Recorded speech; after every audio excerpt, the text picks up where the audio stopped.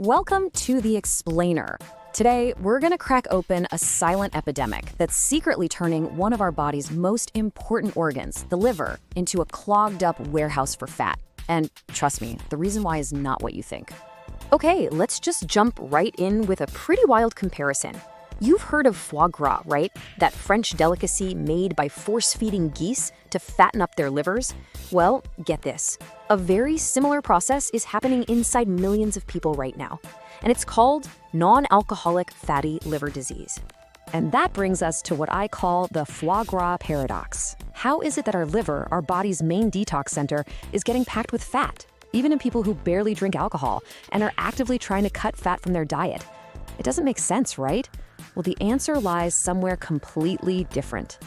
And we need to talk about the scale of this problem, because it is huge. This condition is growing hand in hand with the global obesity crisis. In fact, some projections show that by 2030, a shocking 89% of males could be overweight or obese. And that's the number one driver for this fatty liver issue. This isn't some niche condition. It's a massive, hidden public health storm. So what's really going on here? If the usual suspects, eating too much fat and drinking too much alcohol, aren't the main culprits, then what is clogging up the warehouse? Well, it turns out it's not about the stuff going into the warehouse. It's about the faulty instructions the warehouse manager is getting. Let's think about your liver like it's a super efficient warehouse manager. Its job is to take all the incoming supplies, the energy from your food, and ship them out to where they're needed. But what if the manager's computer system got a virus? What if it started getting faulty software commands? That's exactly what's happening. Two key hormonal signals are telling your liver to stop shipping energy out and start storing it as fat right there on the warehouse floor. Okay, so the first piece of this faulty software is something called insulin resistance. Now, normally, the hormone insulin is like a key. It unlocks your cells to let sugar in so you can use it for energy. But with insulin resistance, it's like all the locks on the cell doors are jammed. Sugar can't get in, so it just builds up in your blood. Your body panics and screams at the liver, hey, we've got an emergency overflow of sugar out here, store it anywhere. And the liver's main way to store it, you guessed it, by turning it into fat. This leads us right to the second piece of faulty code, a process with a fancy name, de novo lipogenesis. It literally just means making new fat from scratch. So with all that extra sugar floating around that can't get into your cells, the liver flips an emergency switch. It starts this process of taking that extra sugar from carbs and turning it directly into fat molecules. And those new fat molecules get stuck right there in the liver. And this right here is the absolute key to understanding this whole thing. The old advice to just eat less and move more completely misses the mark. This isn't a simple calories in, calories out problem. It's a hormonal signaling problem. The real issue isn't too much fat in your diet. It's too many processed sugars and refined carbs that are sending these faulty signals to your liver. Now, all this hormonal chaos going on inside your body, it often sends out a very clear warning signal on the outside. We're talking about that specific type of stubborn fat right around the midsection. A lot of people call it a liver belly. It's not just a sign of getting older, it's a red flag from your liver. That liver belly is actually a hallmark sign of a bigger issue called metabolic syndrome. It's basically a checklist of risk factors.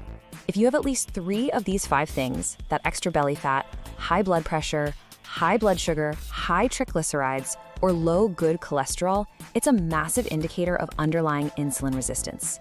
That belly is a physical sign that your entire metabolic system is under serious stress. But here is the really good news in all of this. Your liver is incredibly resilient.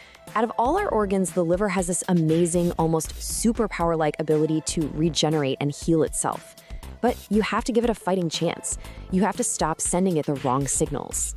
So how do we fix this? How do we unlock the warehouse? Well, we can actually rewrite that faulty software. And that's what we're going to talk about now. A simple 3-step fix to recode your liver, stop that fat storage signal, and get it back to doing its real job. And I want to be clear, this isn't some crazy restrictive diet. These are targeted, strategic changes. Each step is designed to fix the hormonal root cause we've been talking about. The goal isn't just to eat less, it's to eat smarter, in a way that actually changes the commands your body is running on. Step 1 is all about when you eat. It's a simple form of intermittent fasting. And the science on this is incredible. Studies show that by just limiting all of your eating to a consistent 10-hour window every day, people saw real results. Less weight, less abdominal fat, better blood pressure, you name it. It just gives your liver a much-needed break every single day to clean house. All right, step 2. This is the big one. This is non-negotiable. You have to turn off the store fat alarm that's constantly blaring in your body. And you do that by cutting way, way back on the things that spike your insulin. That means processed sugar, especially fructose, and it also means refined carbs like white bread, pasta, rice, and pastries, which your body pretty much treats just like pure sugar. And you have to see this, because this is where so many of us get tricked. We use something called the glycemic index to see how fast a food jacks up our blood sugar. So if we set plain old table sugar at a baseline of 100, look at this. A slice of white bread is even worse at 110. And get this, the real kicker. A lot of so-called healthy brown breads are even higher, hitting 115. It's crazy. And finally, step 3.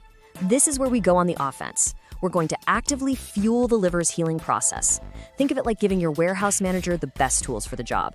We're talking cruciferous veggies like broccoli and kale for detoxification. Garlic with its sulfur compounds helps actually strip fat from the liver. Turmeric is a powerhouse anti-inflammatory, and beets are fantastic for protecting liver cells. And the list of liver superfoods goes on. Mushrooms are one of the best sources of glutathione. That's the liver's master antioxidant. Avocados are also packed with it.